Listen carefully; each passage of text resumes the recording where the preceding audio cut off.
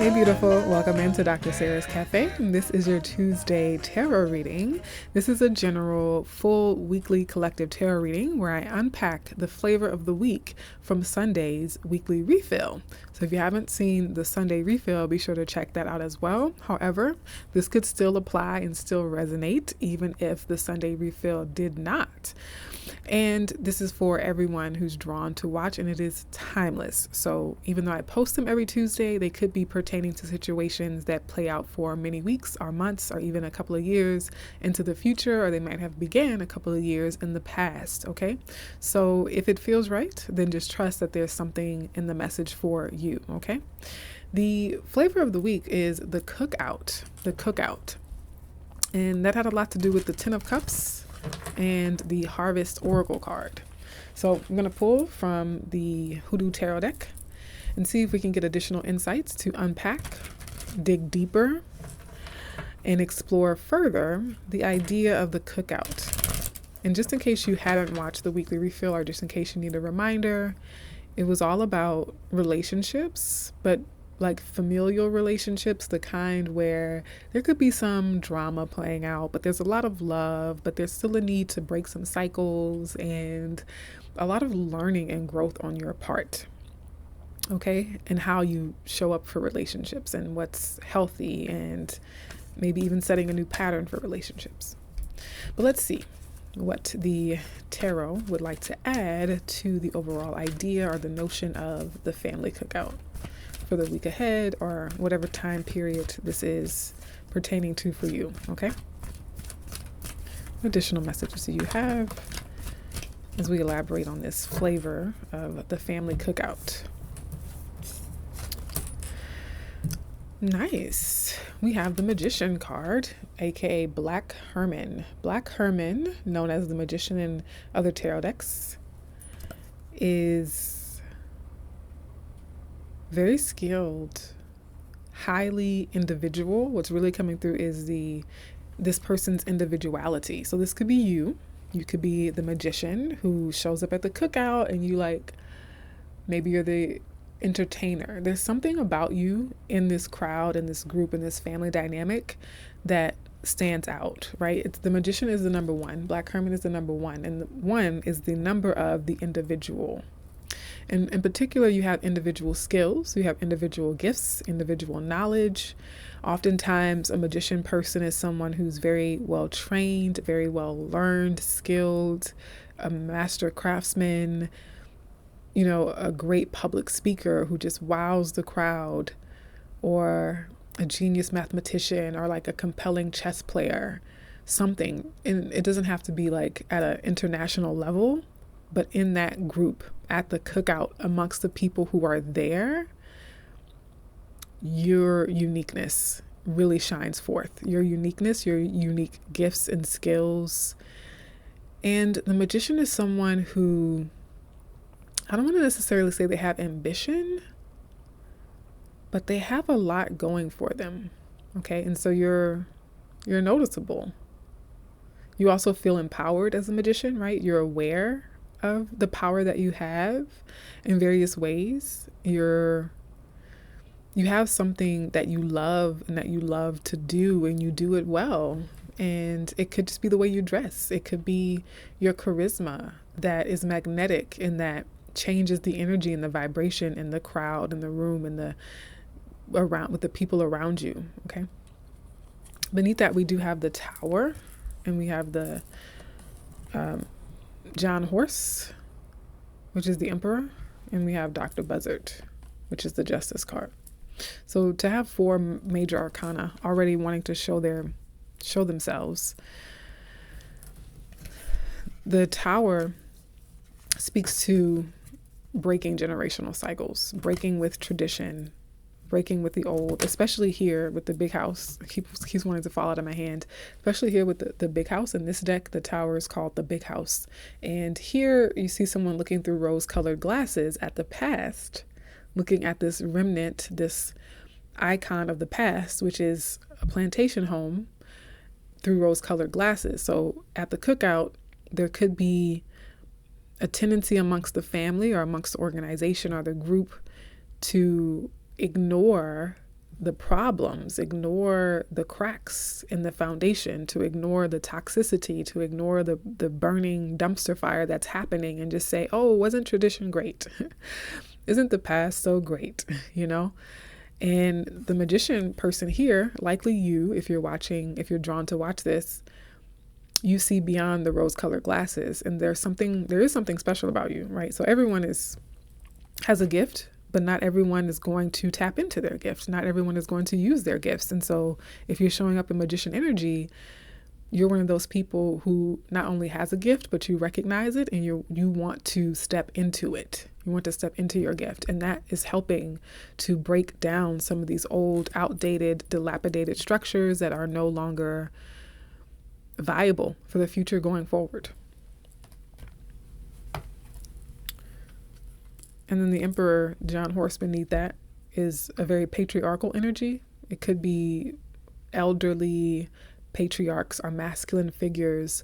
A woman in the family could also be an emperor, could also be patriarchal in some sense. It is often a very dominant, very rigid, very structured, very traditional energy as well. So there could be something falling with that energy at the cookout. Okay. Cards are scattering.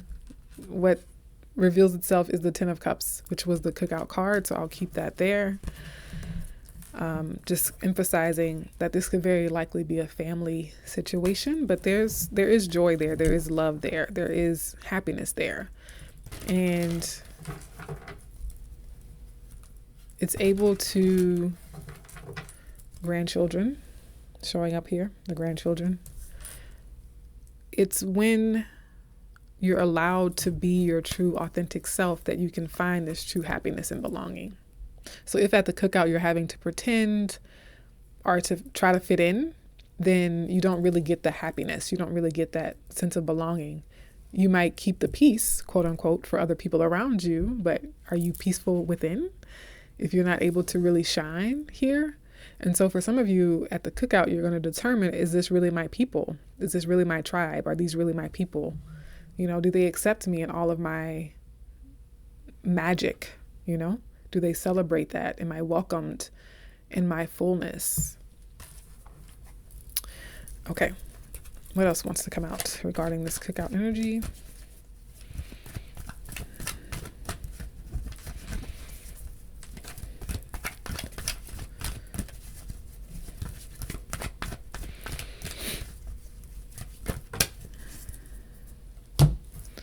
Okay, we have several cards. Bottom of the deck, though, we do have the Three of Baskets, which is, in this depiction, it's actually a picnic. I don't know if it's clear on the screen, but it's another gathering, social gathering, party, friendship, tribe, positive relationships, coming together for good times, etc. Now, let me take a look at what has actually fallen out. So this is where some of the drama kicks up. Here we have the Seven of Knives, the Six of Sticks, the Five of Sticks. Just look at that image. Doesn't it look like someone's upset? And then we have the Nine of Coins. So more independence. Nine of Coins is emphasizing the independent energy here. And you notice in this deck, she's wearing the evil eye dress. And so with the Five of Wands, especially in this deck, someone's gossiping. Someone's gossiping about an independent person. Someone's gossiping about someone who is happy and living their best life. Someone's not really happy. They're kind of being petty, maybe just a lot of cooks in the kitchen. Everybody has something to say. Everybody wants to put in their 2 cents, and it's not really relevant. And with this Six of Wands here, someone could be jealous of success. This magician energy is likely to be, again, a very talented person, and there could be discomfort amongst the people at this cookout, this gathering, this situation, this organization, this workplace dynamic where someone else's success makes other people really uncomfortable and they don't like it, and they're looking at you with a tinge of resentment or jealousy and not able to celebrate your success with you. And this Nine of Knives, or Seven of Knives rather, sorry, is often the betrayal, deception, lying, cheating card, the stealing card. I don't like to see that in this at all, but especially in this context with this Five of Wands. That could be the rumor, right? There could be rumors or gossip around why you're successful or how you became successful.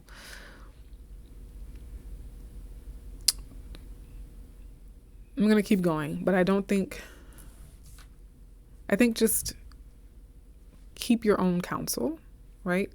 Avoid gossip this week. Don't start gossip. Don't participate in it. Don't spread it. Don't entertain it, right? Shut it down if someone tries to come to you with it. And if someone's gossiping about you, or if you sense that people are talking behind your back, so the Seven of Knives card could also be gossip behind your back, right?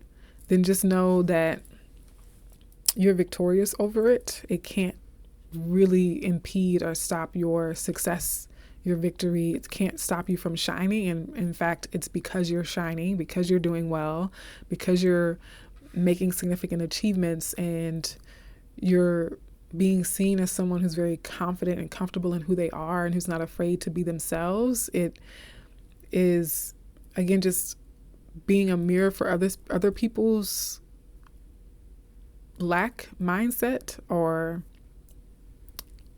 just frustration with their own life. Okay, let's keep going. I'm going to get one more pull here, and I might clarify if necessary. Okay, one more detail, please. This fell right on top of the Six of Wands. We have the Four of Baskets at the bottom of the deck. You see the expression on her face. Someone's not interested. And I recommend that be you. If someone tries to come to you with gossip, with information, don't entertain it. So she's not entertaining this basket here. She's like, nope, not for me. No, thank you.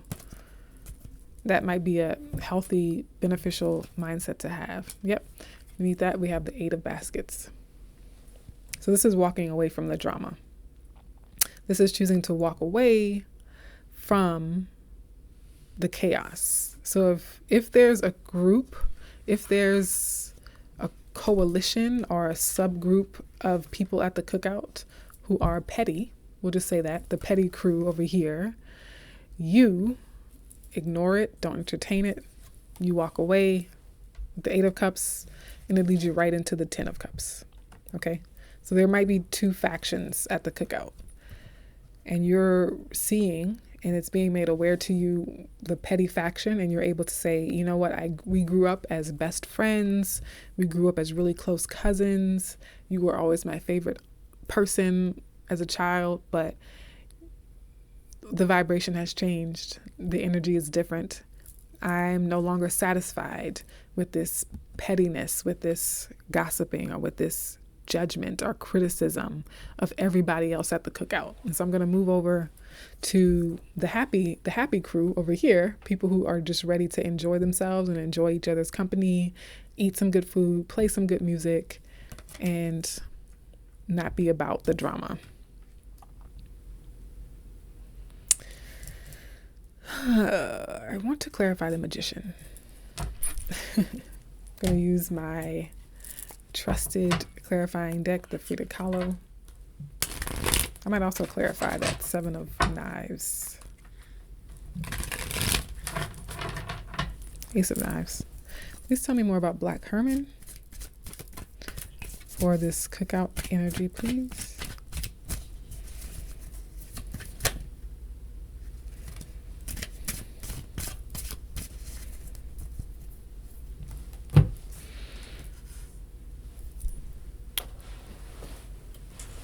Interesting.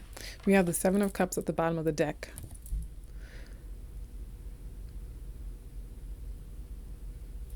The Three of Cups again.